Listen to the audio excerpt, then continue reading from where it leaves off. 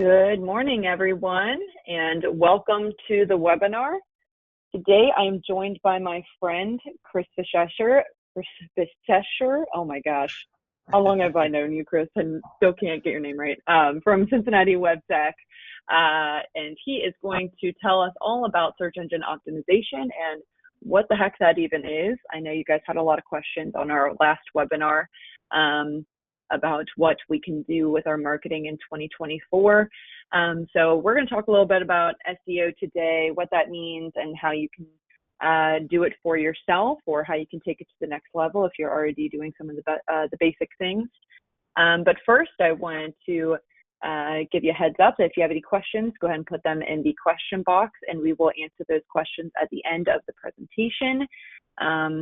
And if you have any questions that you'd like me to forward on to Chris, there's my information on the screen, or if you have any questions about your marketing in general, I'm happy to talk to you. I am the marketing communication specialist at Cornerstone, and I help all of our brokers with, trying to figure out what it is that they could be doing with their marketing, how to get started if they don't know where to go. If you're a one-man operation and you're not sure how to fit this into your schedule, I can help you with that. So just give me a call if you have any questions. And without further ado, I'm just going to pass it over to Chris, who is going to take it away. Awesome. Well, thanks, Jess. Appreciate it. And my name is, let me switch this over to share this. Okay, cool. My name is Chris with WebTec. I have been involved with websites and web design and SEO and marketing pretty much my entire professional career. So I've been doing it straight out of college, and WebTec has been in business for, we're coming on probably 14 years now. I am one of the partners here. I have another partner who is a 50% partner as well. His name's Corey. He's fantastic, and we've been together, pretty much the entire length of WebTec. So with that being said, today we are going to just briefly, touch on SEO. SEO is such an in-depth topic, but I'm going to just touch the surface on it and give you a little bit of information on like the Google search, how it's laid out, and what role a website could play in your business and your marketing. And then also we're going to touch on mobile users and how mobile usage is continuing to go up every single year. But the depth of our conversation is going to be on Google search, SEO, keywords, how all of that works. So with that being said, as far as like the role that search engines play in marketing and, with consumers, you can see some of the stats here. 4 in 5 consumers use search engines to find local information. That could be anything from, a local contractor to, getting information on a product or something like that, or just, a lot of people Google medical information and stuff like that too. So anything and everything people go to Google for. And then you can see here, 79% of people, they actually take a relevant action on their phone, prior to making a purchase. So people, do make business decisions off of, Google, and 3 is the average number of words a typical searcher uses in their search query. So with that being said, when you do go to Google and you do type in, some search results, such as, health insurance, I did not use 3, I used 5, but health insurance companies near me, a lot of people are adding near me to the end of their search these days. So I wanted to kind of go through. This is just a sample search, and this isn't data from this year, but you'll get an idea of how it all works. So the first section up there that you could see circled with the 4 ads, those are actually paid ads, and you can barely see the little green ad indicator there next to each one, but those are paid ads. So people are paying per click to get their listing, bumped up to the top, basically. And so as you can see, it could have up to 4 ad slots That's pretty typical up at the top, especially for very competitive keywords. But you basically tell Google what keywords you want to show up for, and Google, it's a bidding system. So if there's a lot of competitors, your price is going to be a little bit higher. But I've seen prices anywhere from as low as 50 cents a click all the way up to, in our industry with web design, it's about $35 per click. So a very wide range there. It just depends on the competition. But most of the time people come in down around the $2-3 a click range.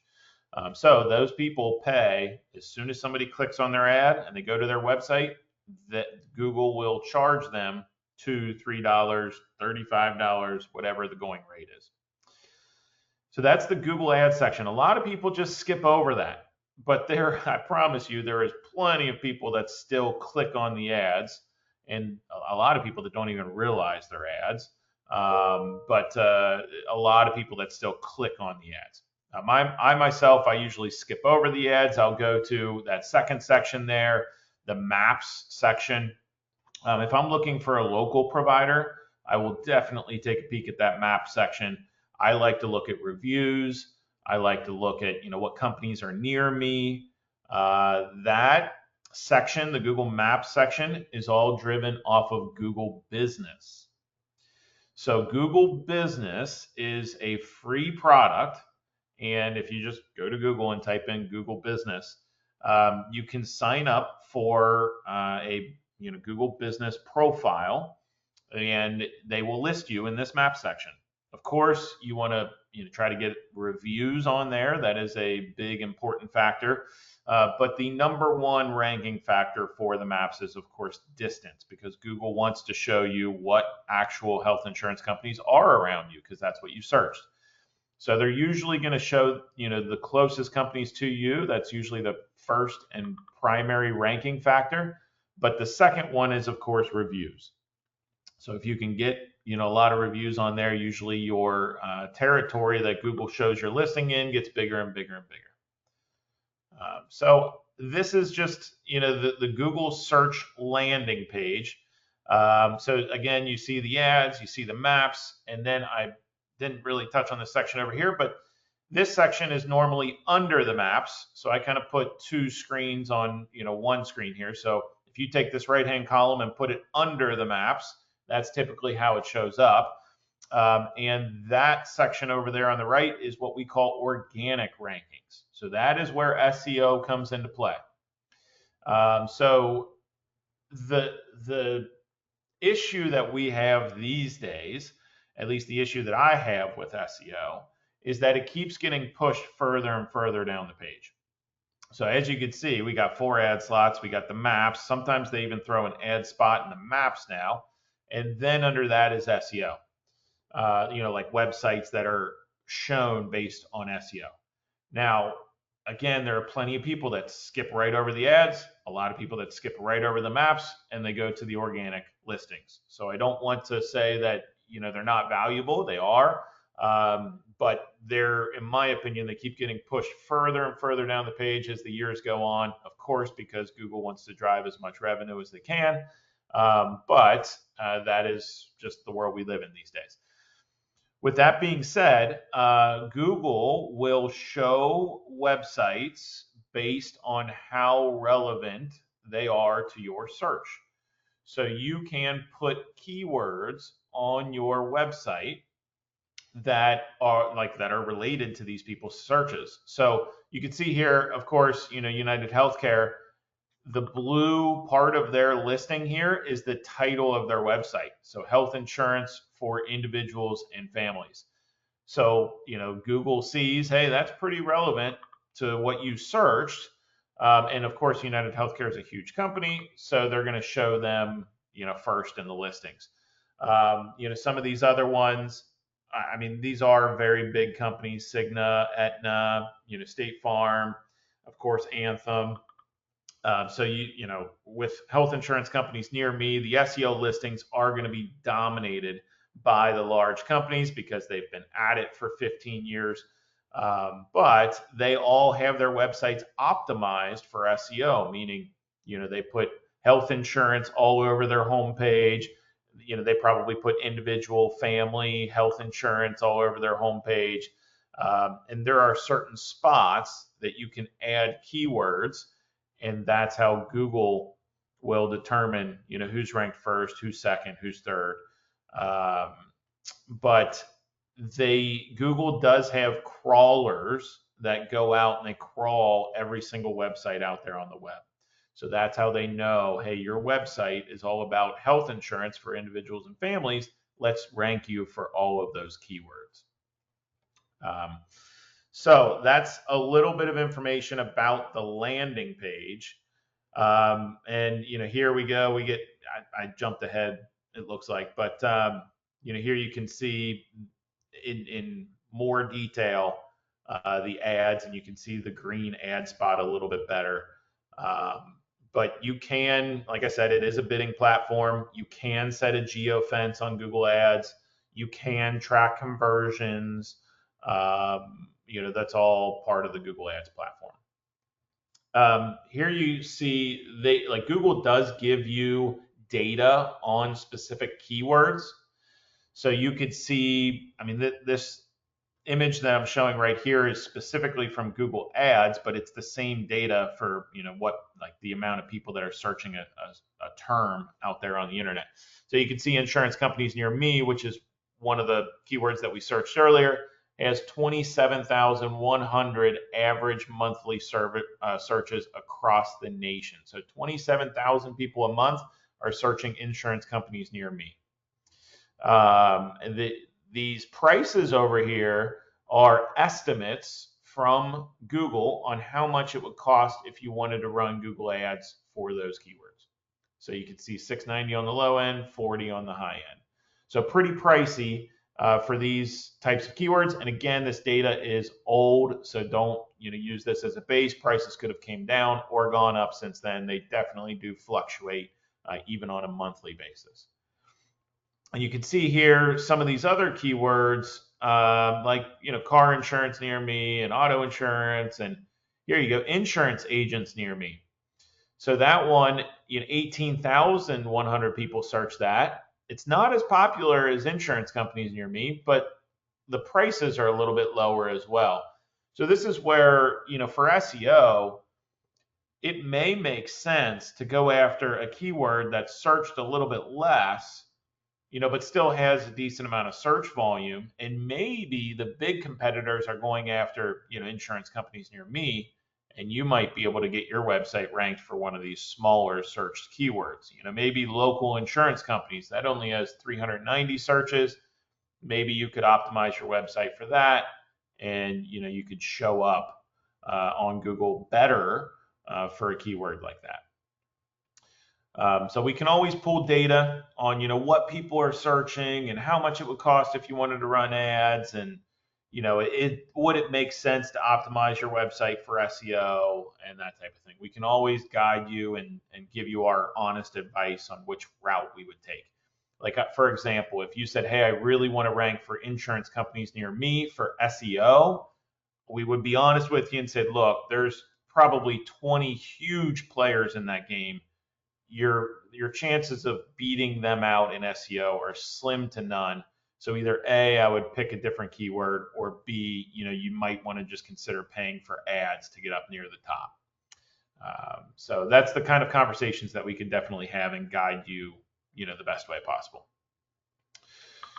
So with that being said, Google Business, we touched on that. The location, it is location based off of reviews, and Google does add a little, they want to see that you're active on there, that you keep your information up to date and stuff like that. If you look right here, this US Digital Partners, that is the ad spot on the maps that I was talking about earlier. They sometimes throw that on there. It's very hard to notice, but that can be an additional ad spot on the maps. And you can see how the reviews all of a sudden play a bigger game in here as well. The companies with 5 stars look a lot better than companies with either no reviews or 1 review, that type of thing. So the other piece, so this is touching on the SEO piece. The other thing I wanted to mention, which is mentioned here, is incoming links. So the first and primary ranking factor for SEO is, of course, the keywords that you have on your website. So we touched on that. The title tag, they're in the content of your website. You need to have those keywords. There's a description on each page. That is actually what's in the black text for each listing. This is what's called a meta description. It kind of sits behind the scenes, but you can see the bolded keywords are keywords that were relevant to what I searched. I searched health insurance company. I think I searched health insurance companies near me. And you can see Google bolded, well, it's hard to see, but they bolded health insurance and then down here companies. And so this particular website with United Healthcare, they put those keywords in their meta description. So Google will see, oh, well, their titles about health insurance companies, their descriptions about health insurance companies, they have it mentioned in the content maybe 10 times. So we're going to rank them for this keyword. But what then happened is, of course, you may have 20 or 50 websites that are all optimized really well for the same keyword. And so then, I mean, this is years ago, but Google then came out with like a secondary ranking factor, and that is incoming links to your website. So what I mean by that is, let's say the New York Times posts an article in their paper and they link to United Healthcare. Google's crawlers will see that link and they'll basically give you an SEO boost because of that link. So they'll say, oh, well, hey, if the New York Times is linking to United Healthcare, that must mean that United Healthcare, their website should be bumped up and to the top because it's pretty important. Same thing goes with like small websites. So if the New York Times linked to us, like WebTec, our website, we would get a boost because of that. And how much is that boost? And of course, the New York Times, like that link is worth more of a boost than say, Joe's Lawn Shop down the street. Of course, that link is worth more. So there's a lot of ranking factors that go into that secondary ranking factor. But basically, the more links you have coming into your website, more external websites linking to your website, the better.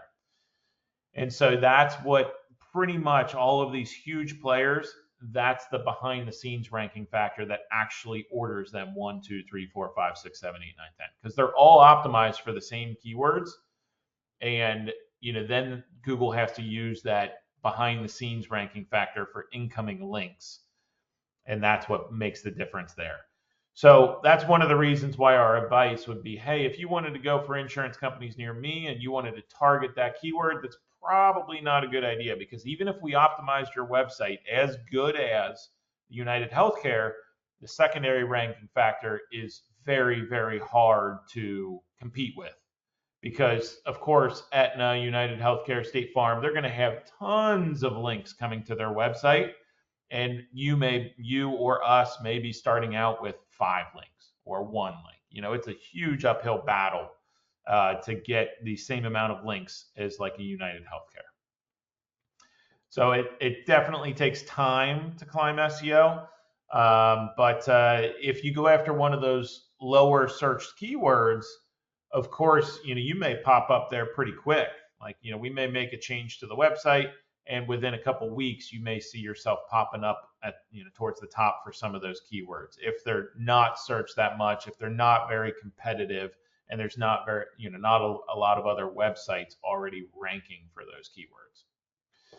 So that's just something to keep in mind. I know that's a lot for SEO, and like I said, we're just gonna, scratch the surface on SEO.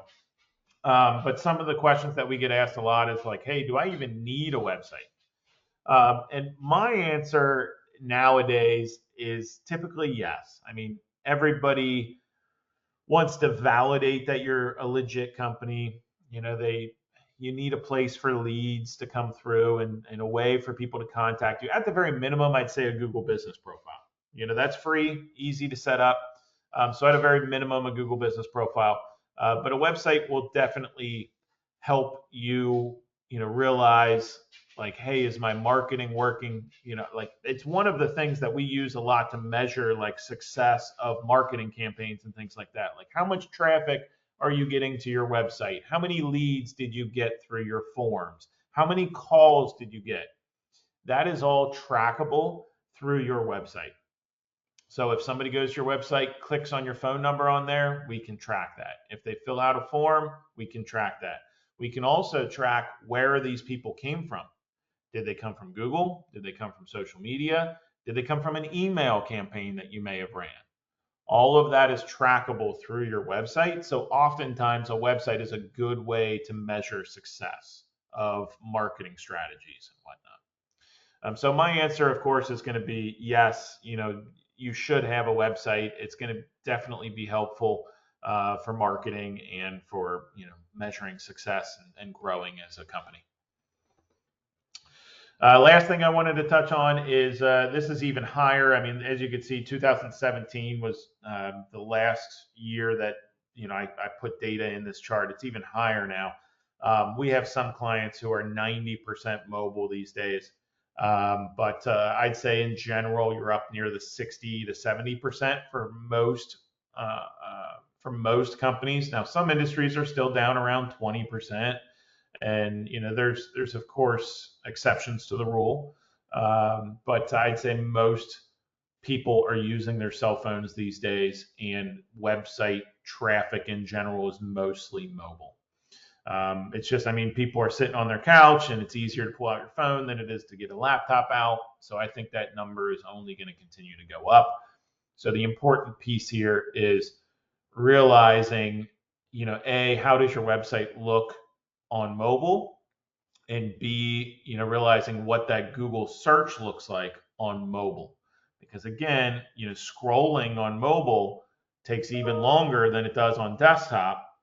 So in my opinion, you're scrolling past more ads, you're scrolling past the maps, and they got to go pretty far down the page on mobile to get to the actual SEO listings. So that's a lot of info. I hope I scratched the surface on SEO, and of course, I can answer any questions you guys have if you want to open it up. And I can elaborate on any subjects that you need me to elaborate on. We do have one question so far about the Google My Business page. Do you have to have a physical location in order to have a Google My Business page? So that is a great question. You do need an address. PO box will not work, but you do need a physical address for a Google business listing. Now, I will say plenty of people do use their homes for that, and you can hide your address once you're verified. So Google does make you go through a verification process. But once you're verified, you can hide that address from your listing.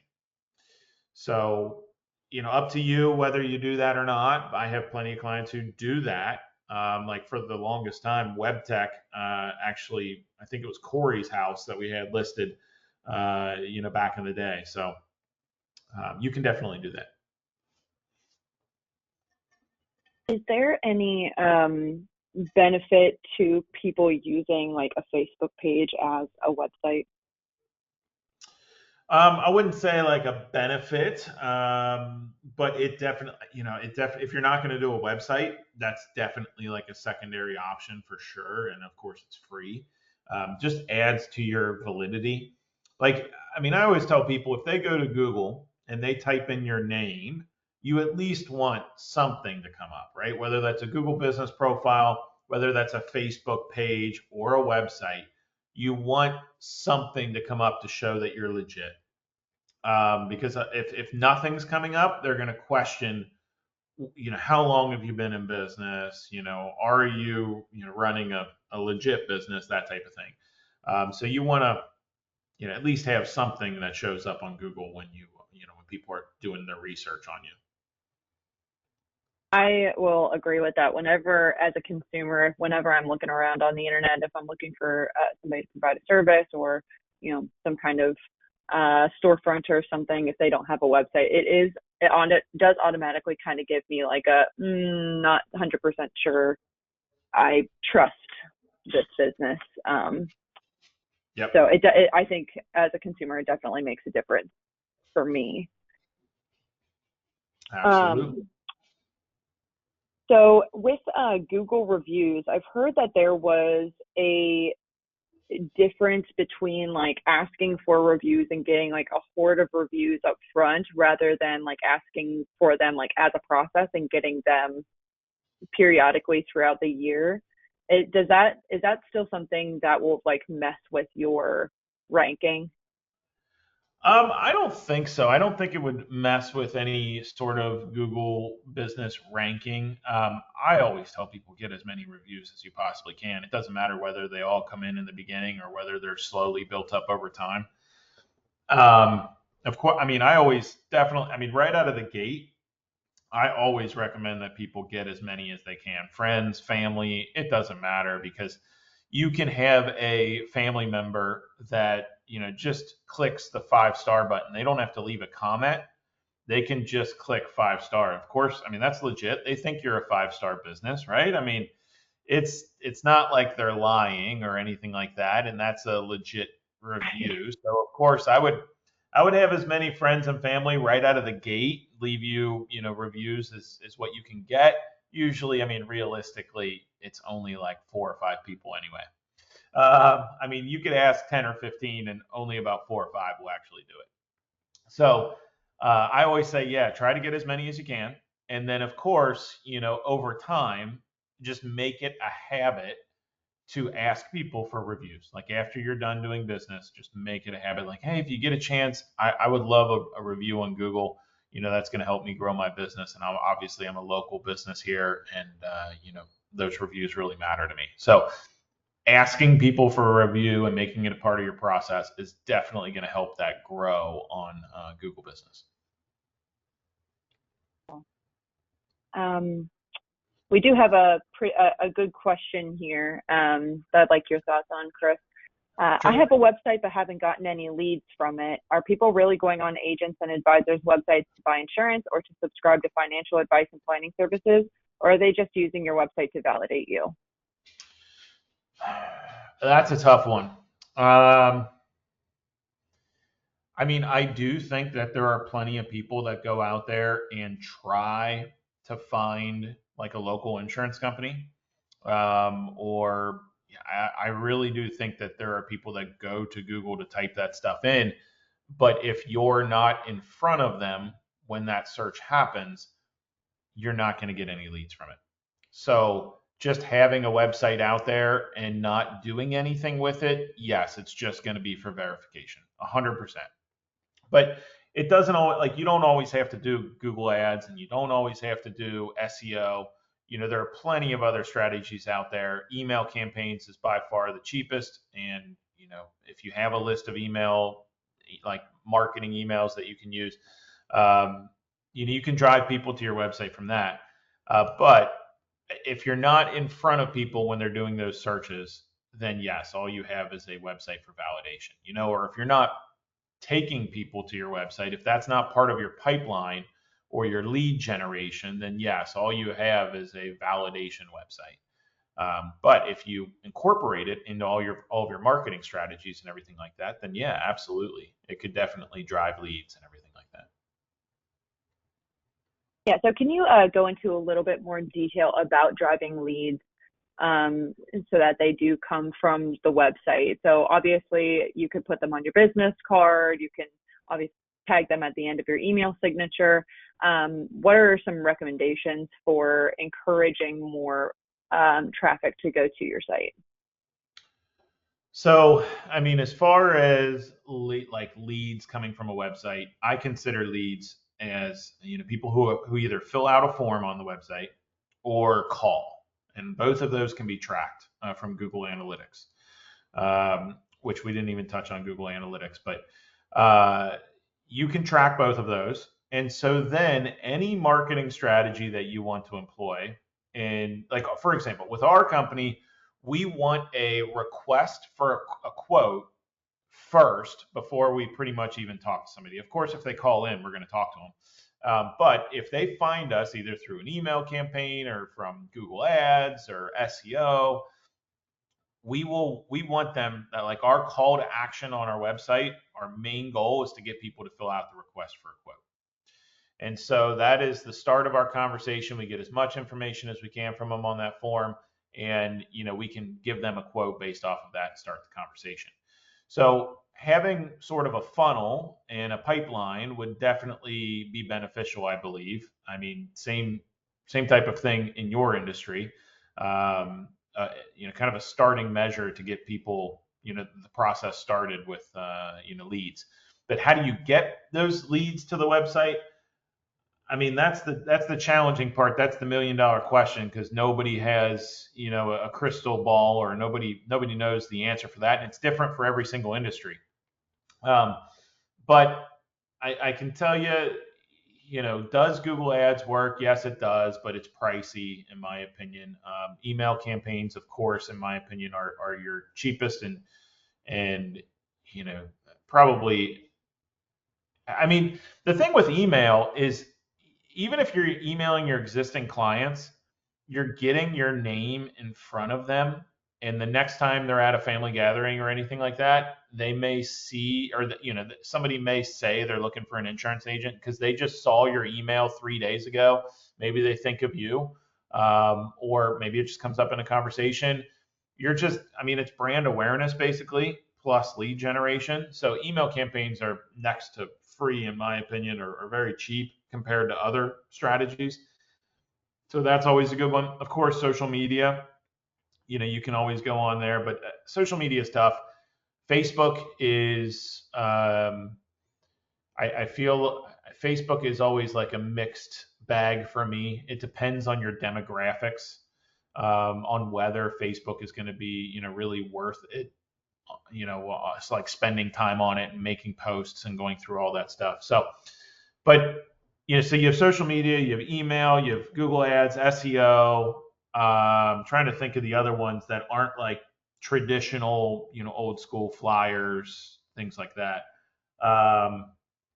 Google just came out with a new product, actually. It's called Google Local Services. I don't know if they have insurance agents listed on their list yet. It's a really new product that came out in the last year. Let me see if I can share my screen real quick. Let me see here. Okay. So if you go and you type in something like, just type in like divorce attorney near me, see if I can get it to pop up. That's usually a good one. Yep, here we go. Okay, so these two spots here are actually Google Local Services.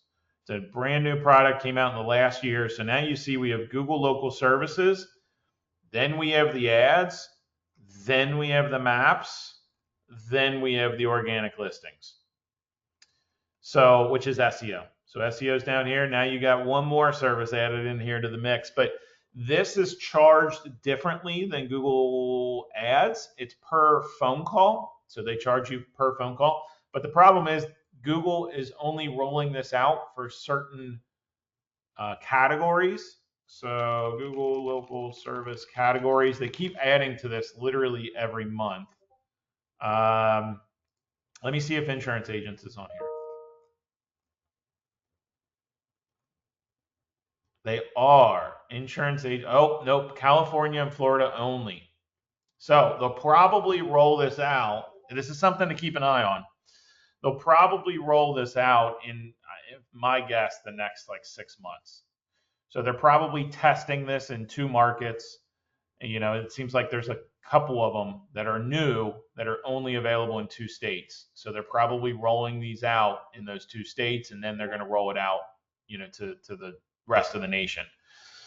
But to go back here, you pay when somebody clicks this like get phone number or call. So you pay per lead.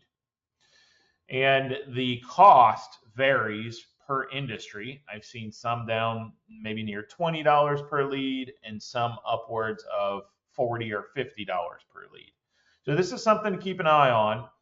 But that's up to you. Is $20 worth a lead for insurance? I don't know. It might be.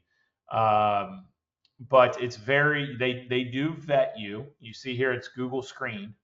So they do, it is a little bit of a vetting process. I believe they run a background check and they make you prove that your business is legit. Um, but that may be another option for a source for leads. And like I said, this product was just rolled out in like the last year, but they're moving quick on it because it's very effective. People do not realize that this is an ad, and people are clicking on it like crazy. So might be something to keep an eye on. Might be a good idea for you guys, in the next, like say 6 months, if it rolls out for insurance agencies. But that may be a good lead source too. But the thing about that is, sure they can get your phone number, but I can promise you they're going to do their research on you as well. They may call you, they may have a conversation with you, but they're going to want to look you up. And of course you want to have a 5-star review. This pulls from your Google business profile. So if you're planning to, this might be a good strategy. If you're planning on, taking advantage of this when it comes out, start getting your Google business profile going now, get your reviews up now, so that when this rolls out, you look like one of these two people with 58, almost 5-star reviews, 164 5-star reviews. That looks really good when you're put up against your competition here. So sorry, that was a very Yeah, and long-winded. oh no, thank you so much for going in depth. I just want to add to, we have a couple more questions here, but I just wanted to add that there's not going to be like a silver bullet of the one thing that's going to drive a billion leads to you. Everything requires multiple touch points these days. So, personally, I think that you're going to have the most success if you have, email newsletters and a website and you're doing all this stuff. Like it all kind of connects together, rather than just trying to look for that one thing. So just having a website won't necessarily bring you in thousands of leads. And if it does, it's going to take a long time, in my opinion, to get to that point. You don't want to just put all of your eggs into just that one strategy. Would you agree with that? Yeah, I absolutely agree with that, 100%. And the other thing to keep in mind too is people always think that like email newsletters have to be super salesy. And I always Mm-hmm. tell people, look, if you can just provide value to your subscribers, that's going to go a lot further than a sales email. So Yeah. it may be timely information, that's relevant in this world, that's helpful to people. Yeah. Even if it's also like getting personal, like if you are somebody who part of your brand is that you want to say that you help families and you don't mind, including a bit of your personal life as well.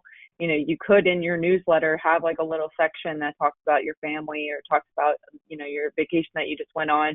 Very small thing, but makes you, it kind of humanizes you rather than makes you just a health insurance agent. There's a lot of small things that you can do to encourage more eyes on the stuff that you're creating. And we did receive a question. I assume you need emails to run an email campaign. Where would you get emails from besides from your existing clients? That's a good question. So, I mean, I think everybody knows you can always buy an email list, but that's really, really hit or miss. And especially these days, people are very aware of, spam emails and things like that. And they get very irritated when, I mean, I know at least I do, when I get an email from a company that I've never even heard of, that I've never even seen, and that type of thing. So I personally would not buy email lists, but I would start accumulating them. And if you don't have an email list right now, that might be something to keep in mind. And that's another reason to like request like if you have a request for a quote on your website, even if that person doesn't move forward with you, if you know, ask them for their email address and you know, I mean, you want to do it ethically, but if you have all the right measures in place, you can collect their emails and then, you know, hit them with an email down the road. But I do think there's a difference between client emails and like prospect emails. Um, I mean, I guess I mean, that's completely up to you. But I can say for our business, we separate prospect emails from client emails. Client emails are a little bit more personable. They're, you know, like Jess said. I mean, maybe we'll touch on our family and stuff like that. But prospect emails, maybe we'll keep it a little bit more formal, a little bit more professional. But I mean, I just don't think that buying emails is necessarily a good idea these days. It just I think the success rate on that is not what it used to be, you know, 5 years ago. So I would say just start collecting a list, have maybe a newsletter sign up. I mean, honestly, if you do get behind either a blog or a new, you know, whatever, a monthly newsletter, whatever it is, if you provide valuable information to people, people will want to subscribe to you, and they may come looking for your content. So honestly, that's like the best scenario. But you know, realistically, I think just collecting emails over time may be your best bet.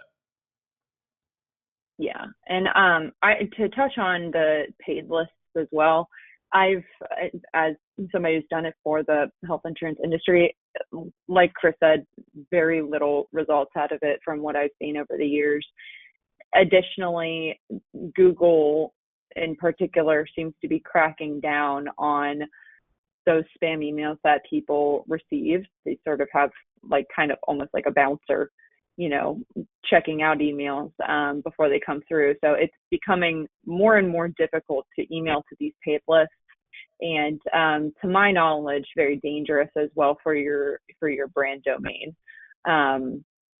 Just based on how many, you know, spam counts you get, how many unsubscribes, that could put your domain at risk because you are technically sending spam to people who did not consent to receiving your emails.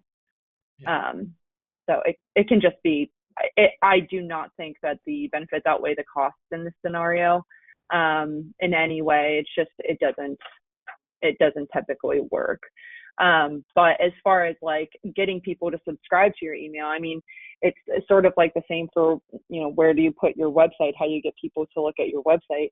You know, you can put a little thing on your business card, or when you go to a show to tell people about your services, or if you do a presentation in person or an employee meeting, you know, you can tell them in person, say, you know, subscribe to this, and you'll get like some updates. So you'll understand your health insurance a little bit better, because I'll provide, you know, the latest, my opinions and my reads on things that are happening in politics and everything that might affect you. So just kind of provide your value, tell them what exactly they will be getting, and why that might be important, why that might make them a more informed consumer. And I think that anybody who's interested in it is going to be more likely to jump on that. I would be much more likely to subscribe to somebody if they told me straight up, this is what you're going to get. This is how often I'm going to email you.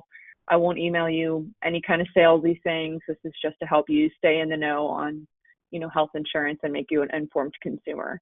That is always the route that I would recommend taking, because people are pretty skeptical and sensitive about health insurance anyway. Yeah. And you know, a lot of people ask like, well, okay, well, what's some meaningful information that I could provide to people? And I mean, I know in our industry, I could give you an example. Like every year we come out with an article that we put on our website for how much does a website cost in 2024. And that drives traffic from Google because people search that. And not a lot of companies come out with an article like that.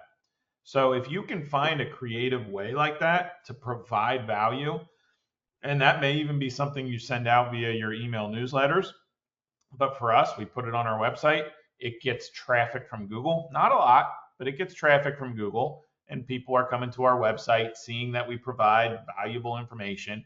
And that I think that goes a long way over time. If you get in the habit of, producing meaningful content for people, you could take that and email it or even do a YouTube video. You could do, even TikToks these days. But, Yeah. if you're providing helpful and valuable information to people, you're going to get a following over time. And it's an uphill battle. I'm not going to lie, and it takes a lot of endurance to keep doing it. But that's one route to go. Oh, I Yeah, do have and a cool. Oh, go ahead. I would add that for anything digital, I would say that it's going to take time. It's not going to be a quick turnover for whether or not something is successful. The most important thing, in my opinion, is to just keep at it. Don't quit after 1 month because you're not getting anything. Continue with it and build up those muscles to incorporate it as part of your routine to keep up with, because that does make a pretty big difference as well. Yeah, absolutely.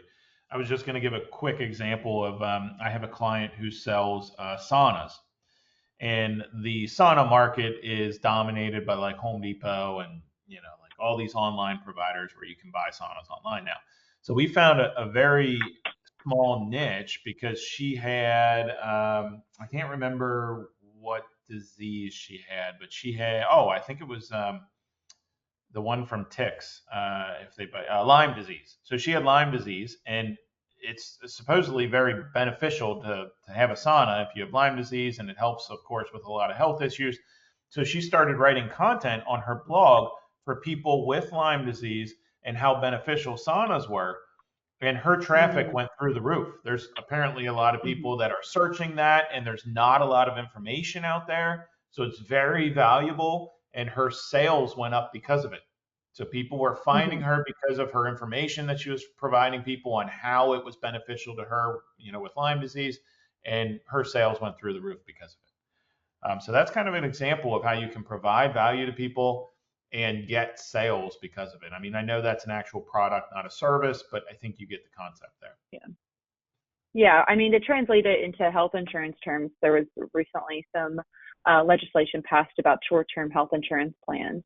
If you're an individual health insurance broker and you see something like that, that's a good opportunity for you to take a look at it and say, okay, my clients who have short-term plans are probably freaking out right now because something is about to change, or maybe some people who were planning on making that their plan in between work and Medicare or something like that.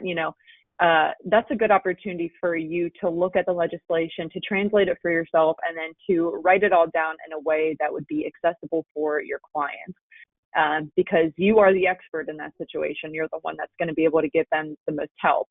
So when somebody goes to look up information about, what's going on with short-term health insurance, I mean, the ideal would be that they would find your post in some way, or, they would be able to get their information from your newsletter or something like that. But that's the kind of information that people rely on you to provide, is the stuff that maybe is not easily understandable, and it's going to be probably heavier or probably more valuable with keywords on Google. I mean, Chris can speak more to that. If you're providing sort of the what does this do, what does this mean sort of situation for health insurance. You got it. Absolutely. And then we had one final question, which is just what does an actual email campaign look like? So you can use, there's a lot of free provider, at least last time I looked, there was a lot of free providers. We use MailChimp a lot. I believe they allow you so many people for free unless things have changed. I don't know. But we use MailChimp to send out a lot of our email campaigns, and that could be whatever you want it to be, like all of the, how often you send, of course, how many people are you sending to? What's your call to action in those emails? What do you want people to do? All of that depends on your scenario specifically. But to start off with, we use some type of software. Some people use Constant Contact. Some people use MailChimp. I'm not sure, Jess, do you guys use anything or recommend any one of those? Yeah, so currently we use HubSpot, but in the past we have used iContact, which is also a pretty decent platform if you're looking for automations and things like that, and very easy, quick and drag and drop sort of situation. There you go. So any one of those would work, but the tough part of like we've already touched on is getting the emails and then coming up with the content for the email newsletter and how often you're going to send it out. So like Jess mentioned earlier, sticking to a schedule is, that they expect your email to come. That's what I would recommend. But of course, if you have relevant information with what's going on with current events, that's Mhm. a good time to blast that out. Yeah, we also got a another question that this is fairly pretty interesting. Trying to give value has always been a challenge because I feel like I'm giving away too much, especially for products like life and health insurance. I feel like I'm educating would-be customers to be their own agents to the point where they don't need me because I've educated them on how to do things themselves. So I have, some thoughts on this as well. I think that there's a strong difference between using this kind of content to educate consumers while also drawing the balance of, and I will take care of the admin stuff for you. I can actually get you signed up for health insurance. I can get you, give enough information to be dangerous, but still highlight your value as an agent. Because if you're teaching them, go do it themselves, you know, obviously they're probably going to want to try to do that, but maybe your services are free and you can say it's important to be an informed consumer. Here's some educational pieces on how to become a more informed consumer, but also highlighting within that content the process of searching for health insurance, the process of actually finding your health insurance, and then working with the health insurance agency or the big carriers can be very frustrating. It can be difficult, and that's where an agent can be very helpful for you. I think drawing that line and making sure that your content aligns with strictly education rather than, step by step, here's how you do the service yourself. I think that's important. Yeah, and I'll add to that and just say that in my career, I always thought that too. I always had the impression that like, hey, I'm giving away too much. I'm helping them too much. But I could tell you over time, I cared less and less about that only because people's time is what they value the most. And oftentimes, yes, they might want a little bit of information and they might want to, but in the end, they're going to get to a point where they don't want to spend the time on it, and that's where they're going to use you for the services in the future. So I don't know. I mean, I never turn down people for like information, or I don't even have like a limit. I will give people as much information as they want and talk their ear off about SEO or whatever it is. And if I'm giving away all my secrets, so be it. That's fine. There will come a time where that person does not have time for that. As their business grows, their time is going to become more and more valuable, and they're just going to hire me because they trust me. So I don't know. I mean, that's a different way of looking at it, in my opinion. But I Yeah. always just educate and help people. I feel like it's good karma. It'll come back to me in the end. And of course, those people that are asking all those questions and getting all that information from you, they're going to trust you 110%. Yeah. And that's a really good point. And I think that also in a health insurance space, if they know that they can ask you all these questions, they can come back to you. And when they do have to look for somebody else to help them with it, or if they get to the point where they don't want to deal with it, you're going to be the first person that they call because they already know. And yeah, like Chris said, they already trust you. Additionally, they might have a niece who turned 26 and needs to get on health insurance but can't do it themselves. It's very new to them. That they might say, "Oh, go call so and so. I know they can help you out." So yeah, I would totally agree with you, Chris, that it's sort of a karmic turnaround of you give a little and you're going to get a little bit back on that one. Absolutely. 110%. All right. It looks like that is all of the questions that we have. These were all really great questions, mostly about marketing and in general. But we got a lot of really good information today about how search engine optimization works and sort of the more free stuff that you can do to optimize your website and why you actually should.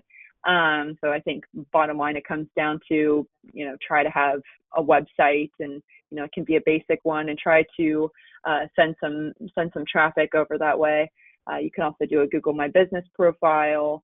There are a couple of different ways without spending a crap ton of money competing with these bigger players online in order for you to get noticed.